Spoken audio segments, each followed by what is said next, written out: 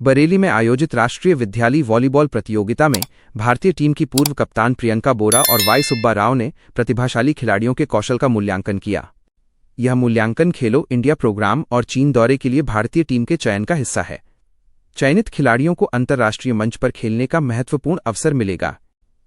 इस चयन प्रक्रिया का उद्देश्य युवा खिलाड़ियों को तराशना और उन्हें राष्ट्रीय व अंतर्राष्ट्रीय स्तर पर प्रदर्शन करने के लिए तैयार करना है। बिहार के कटिहार जिले की मनिहारी विधानसभा सीट पर जनता दल यूनाइटेड और कांग्रेस के बीच कांटे की टक्कर थी। यह सीट दोनों ही पार्टियों के लिए महत्वपूर्ण थी। चुनाव परिणाम के अनुसार कांग्रेस के उम्मीदवार तारकिशोर प्रसाद ने जीत हासिल की है। उन्होंने जनता दल यूनाइटेड के उम्मीदवार मनोहर प्रसाद सिंह को हराया। तारकिशोर प्रसाद को 70,185 वोट मिले, जबकि मनोहर प्रसाद सिंह को 59,103 वोट प्राप्त हुए, जिससे कांग्रेस ने 11,082 वोटों के अंतर से ये सीट अपने नाम कर ली। यह सीट अंततः कांग्रेस के पाले में चली गई। दरभंगा जिले की जाले विधानसभा सीट पर बीजेपी के जीवेश कुमार और कांग्रेस के ऋषि मिश्रा के बीच कांटे की टक्कर थी। दोनों ने ही अपनी पूरी ताकत झोंक दी थी। अंतिम परिणाम में बीजेपी के जीवेश कुमार ने अपनी बढ़त बरकरार रखते हुए जीत हासिल की है। उन्होंने कांग्रेस के उम्मीदवार ऋषि मिश्रा को 21,805 वोटों के अंतर से हराया। बिहार विधानसभा चुनाव के दूसरे चरण में बगहा सीट पर मतदान हुआ था, जहां बीजेपी और कांग्रेस के बीच आमने सामने की कड़ी टक्कर थी। यह सीट बीजेपी के लिए प्रतिष्ठा की लड़ाई बन गई थी। परिणामों के अनुसार बीजेपी के उम्मीदवार राम सिंह ने अपनी सीट बचाते हुए जीत हासिल की है। उन्होंने कांग्रेस के उम्मीदवार भीष्म साहनी को 40,517 वोटों के बड़े अंतर से हराया। राम सिंह को 1,11,768 वोट मिले, जबकि भीष्म साहनी को 71,251 वोटों से संतोष करना पड़ा।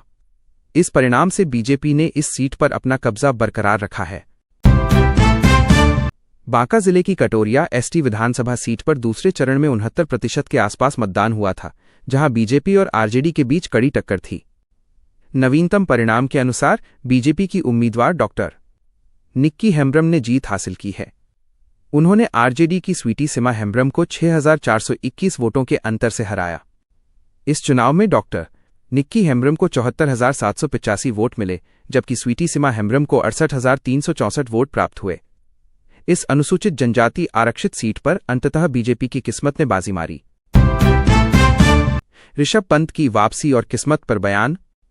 चोट से उबरने के बाद दक्षिण अफ्रीका के खिलाफ टेस्ट सीरीज में वापसी कर रहे ऋषभ पंत ने एक बड़ा बयान दिया है। उन्होंने कहा कि चोट के बाद वापसी करना कभी आसान नहीं होता, लेकिन वो ईश्वर के आशीर्वाद और मेहनत से खुश हैं। किस्मत एक ऐसी चीज है जिसे आप नियंत्रित नहीं कर सकते, पंत ने कहा। इसलिए वो उन चीजों पर ध्यान केंद्रित करते हैं जो उनके नियंत्रण में हैं और जिनसे उन्हें खुशी मिलती है। पंत ने कहा कि वो हमेशा आभार व्यक्त करते हैं और रिहैबिलिटेशन के दौरान मानसिक रूप से मजबूत रहने पर जोर दिया। एक रिलेशनशिप कोच ने अपने पति पर घरेलू हिंसा का गंभीर आरोप लगाया है। उन्होंने शिकायत दर्ज कराई है कि उनके पति ने उन्हें सेट टॉप बॉक्स जैसी वस्तु से मारा पीटा। यह मामला घरेलू हिंसा से संबंधित है, जिसके बाद पुलिस ने घटना की जांच शुरू कर दी है। पुलिस इस मामले की सच्चाई जानने के लिए आवश्यक कार्रवाई कर रही है।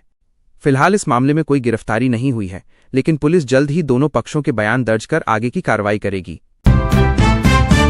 दिल्ली में हुए आतंकी हमले के बाद भाजपा विधायक सुवेंदु अधिकारी ने दावा किया है कि उन्हें पाकिस्तान और सऊदी अरब से धमकी भरे कॉल आए हैं। उन्होंने एक ऑडियो रिकॉर्डिंग भी जारी की है, जिसमें उन्हें जान से मारने की धमकी दी जा रही है। सुवेंदु अधिकारी ने खुलासा किया कि ये कॉल उन्हें गृह मंत्री अमित शाह से मुलाकात वाले दिन आए थे। उन्होंने पश्चिम बंगाल को आतंकवादियों के लिए सबसे सुरक्षित स्थान बताया और राज्य सरकार पर आतंकवादी तत्वों को आश्रय देने का आरोप लगाया। उन्होंने कहा कि इन धमकियों से वो डरने वाले नहीं हैं। दिल्ली में लाल किले के पास हुए विस्फोट की जांच में 32 कारों का इस्तेमाल कर सीरियल आतंकी हमले की एक बड़ी साजिश का खुलासा हुआ है। ये विस्फोट उसी बड़े नेटवर्क की एक कड़ी था। आतंकियों की योजना 6 दिसंबर को, जो बाबरी मस्जिद विध्वंस की बरसी है, देश भर में एक साथ बड़ी तबाही मचाने की थी। इस साजिश में पुरानी गाड़ियों का उपयोग किया जा रहा था, जिन्हें विस्फोटक से भरा जाना था। जांच एजेंसियों ने अब तक कुछ संदिग्ध गाड़ियां बरामद की हैं, जिनमें विस्फोटक सामग्री मिली है। ये पता चला है कि इस साजिश का केंद्र फरीदाबाद का अल फलाह मेडिकल कॉलेज हॉस्टल था, जहां आतंकी डॉक्टर उमर उन नबी जैसे कई संदिग्ध सक्रिय थे। राजस्थान कैडर की आईएएस अधिकारी भारती दीक्षित ने अपने पति आईएएस अधिकारी आशीष मोदी के खिलाफ घरेलू हिंसा और पिस्तौल की नोक पर तलाक के लिए मजबूर करने जैसे गंभीर आरोप लगाए हैं। उन्होंने जयपुर केएसएमएस अस्पताल थाने में एफआईआर दर्ज कराई है, जिसमें मारपीट, बंधक बनाने, धमकी और मानसिक प्रताड़ना का उल्लेख है। भारती दीक्षित ने अपनी सुरक्षा के लिए पुलिस से गुहार लगाई है। भारती ने आरोप लगाया कि पति का व्यवहार बेटी के जन्म 2018 के बाद और हिंसक हो गया।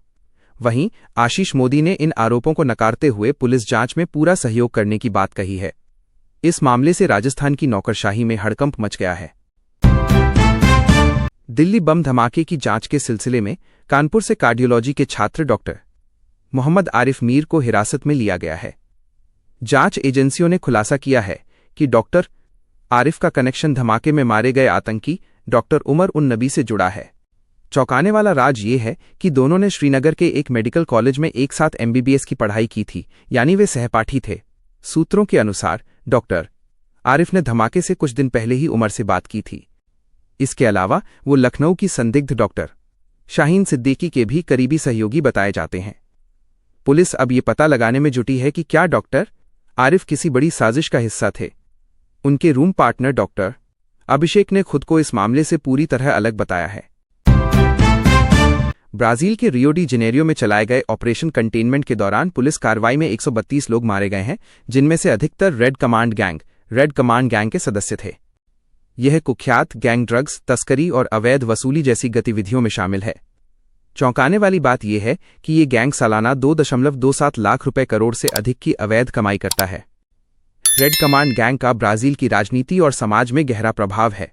इसके सदस्य पुलिस, व्यापार और राजनीति के भीतर तक सक्रिय हैं, जो इसे ब्राजील की सबसे शक्तिशाली और खतरनाक अपराध संस्थाओं में से एक बनाता है।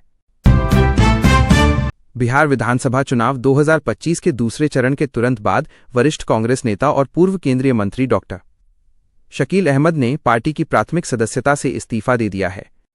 उन्होंने इसके लिए पारिवारिक कारण और कुछ पार्टी नेताओं से मतभेद को वजह बताया है। डॉक्टर अहमद ने ये स्पष्ट किया है कि वो किसी अन्य दल में शामिल नहीं होंगे और कांग्रेस की नीतियों के प्रति निष्ठा बनाए रखेंगे।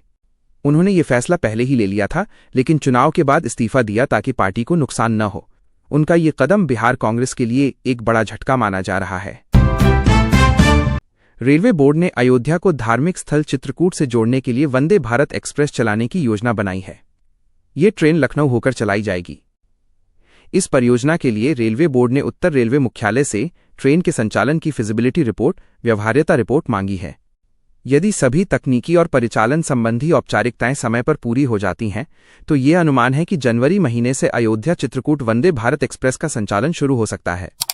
यह नई ट्रेन दोनों महत्वपूर्ण तीर्थ स्थलों के बीच कनेक्टिविटी को मजबूत करेगी।